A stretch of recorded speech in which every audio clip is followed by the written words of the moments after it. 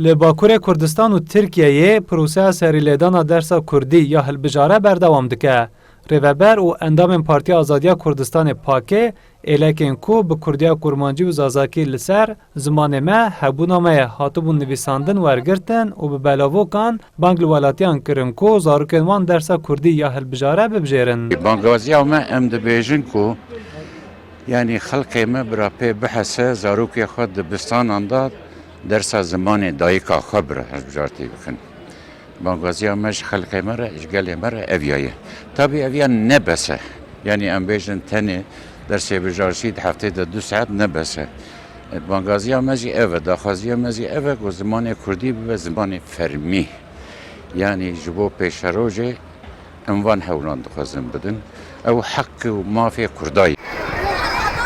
Di çarçobeya xebatan de biriya belavkirina bi hezaran belavok welatî di mijara dersa Kurdî ya hilbijare de têne agahdar-kirin. Welatî jî eleqeyê didin proseya dersa hilbijare û heta niha bi hezaran xwendekar bi piştgiriya malbata xwe dersa Kurdiya kurmancî û zazakî hilbijartine. Welatî dibêjin zimanê me rûmet û hebûna me ye û da ku hûn da nebe divê em lê xwedî derkevin. Zimanê Kurdî zimanê me ye.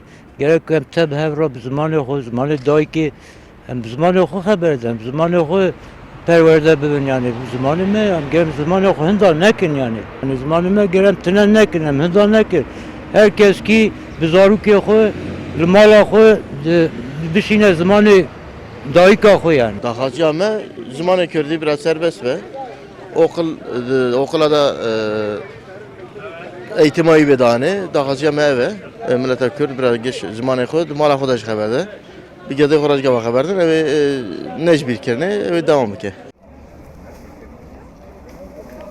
Partiyên siyasî nûnerên saziyên civaka sivîl li ber derê dibistana li kuçe û kolana digerin û bi belavokan bang li welatiyan dikin ku ew heta dehê Sibatê bibin sebeb ku zarokên wa dersa Kurdî ya hilbijare bibijêrin da ku di hefteyê de tenê 2 saet jî bin ji perwerdehiya zimanê Kurdî sûdê werbigirin.